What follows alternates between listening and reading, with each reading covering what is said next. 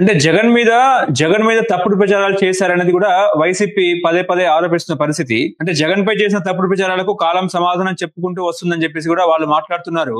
జగన్ మితిమీరిన అప్పులు చేశారు అనేది అబద్ధం అని అసెంబ్లీ సాక్షిగా ఒప్పుకున్నారన్న కూటమి నేతలు. అదేవిధంగా జగన్ అభివృద్ధి చేయలేనిది అబద్ధం అని చంద్రబాబు సీపోర్ట్ల ప్రమోషన్, మెడికల్ కాలేజీల ప్రైవేటీకరణ ద్వారా తెలియజేశారని చెప్పేసి కూడా మాట్లాడుతున్నారు. అంటే కొన్ని వందల అబద్ధాలు చెప్పారు అనేది కూడా మాట్లాడుతున్నారు. జగన్ సినీ ఇండస్ట్రీని, ముఖ్యంగా చిరంజీవిని అవమానించలేదని చిరంజీవి ప్రకటన చేశారని ప్రత్యక్ష సాక్షిగా ఉన్న ఆర్ నారాయణమూర్తి గారు ధృవీకరించారు.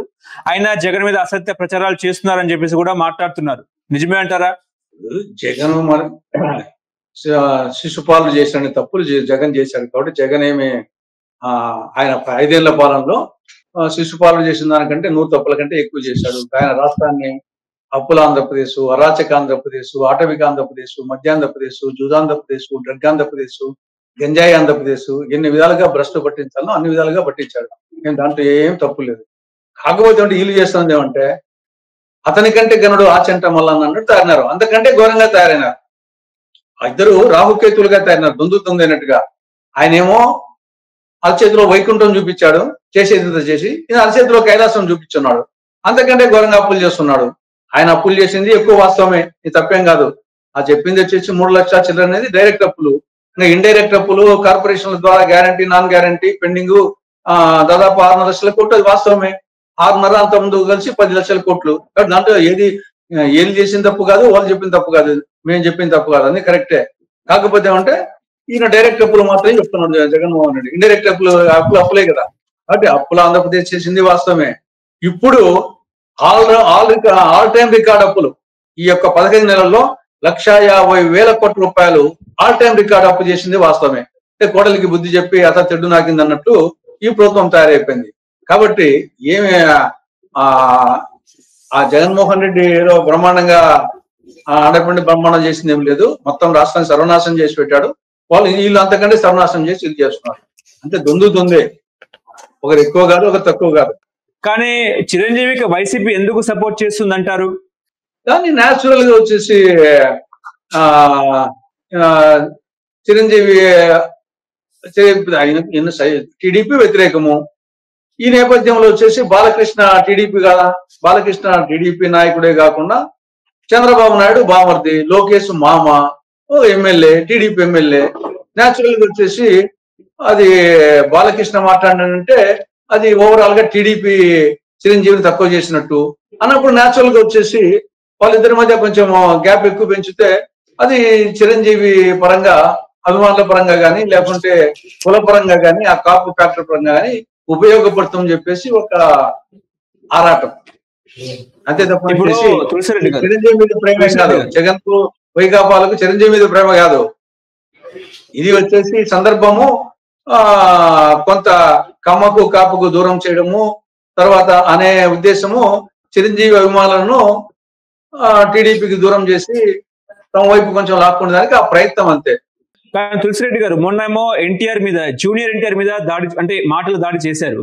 ఇప్పుడేమో చిరంజీవి మీద కూడా దాడికి పాల్పడుతున్నారు. అసలు ఏంటి సార్ ఈ అగ్ర హీరోల మీద ఎందుకు దాడి చేస్తున్నారు అంటే ఏం చెప్తారు? మాటల దాడి. ఇప్పుడు అందరి మీద దాడి, ఎవరి మీద దాడి చేయడం లేదు. గత ప్రభుత్వము వాళ్ళకు సరిపోయిన వాళ్ళ మీద దాడి చేస్తా వచ్చారు. దానికి తోడు ఈ సోషల్ మీడియా వచ్చిన తర్వాత దీనికి ఎవరి మీద కంట్రోల్ ఉండదు. మనము నాయకులు చెప్పాల్సిన అవసరం లే, ఇంట్లో కూర్చొని కూడా వచ్చేసి వాని పురికి తగ్గట్టుగా చేస్తుంటాడు. కాబట్టి ఈ సోషల్ మీడియా వచ్చిన తర్వాత ఎవరి మీద దాడి చేస్తారో అర్థం కాని పరిస్థితి. కాబట్టి ఇది సామాజిక ఒక రుగ్మత అనేది మనం ఆ కోణంలో ఆలోచించాలి తప్ప ఏమి జూనియర్ ఎన్టీఆర్ ను ఆ ఎమ్మెల్యేకి సంబంధించిన వ్యవహారము, అదే ఓవరాల్ గా టీడీపీకి సంబంధించిన వ్యవహారంగా అనుకోవడంగా మరి ఆ ఎమ్మెల్యేకు ఆ అభిప్రాయం ఉన్నట్టుంది జూనియర్ ఎన్టీఆర్ మీద. కాబట్టి అనంతపురం ఎమ్మెల్యే మాట్లాడాడు. దానికి మొత్తము పార్టీకి అంటగట్టాల్సిన అవసరం లేదు నా అభిప్రాయం. ఓకే, కాకపోతే ఏంటంటే నిన్న అసెంబ్లీ జరిగిన తీరు చూస్తుంటే స్వపక్షంలోనే విపక్షం ఉంది అనుకోవచ్చు అంటారా? ఇప్పుడు ఎట్టాగో ప్రతిపక్షం రావట్లేదు, వైఎస్ఆర్సీపీ ఏమో రావట్లేదు. జనసేనగా రేపు మాపు భవిష్యత్తులో జనసేన ప్రతిపక్షంగా మారే అవకాశం ఉందంటారా? జరుగుతున్న పరిణామాలు చూస్తా ఉంటే, అదేవిధంగా జనసేన వర్సెస్ టీడీపీ కూటమి మధ్య మాటల దాడి, అదే రకంగా బాలకృష్ణ మాటలు, చిరంజీవి మళ్ళీ దానికి రీప్లే లేఖ, చంద్రబాబు మళ్ళీ పవన్ కళ్యాణ్ కలవడము కాంగ్రెస్ ఎట్లా చూస్తుంది?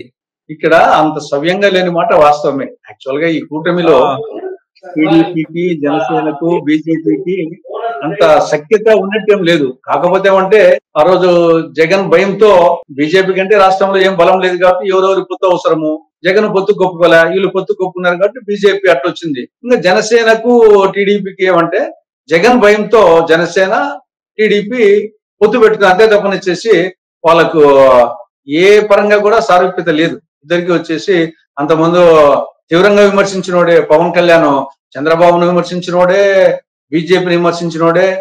తర్వాత బీజేపీని అయితే అది నార్త్ ఇండియన్ పార్టీ, అది హిందీ పార్టీ, దక్షిణానికి వ్యతిరేకము అని చెప్పినోడే.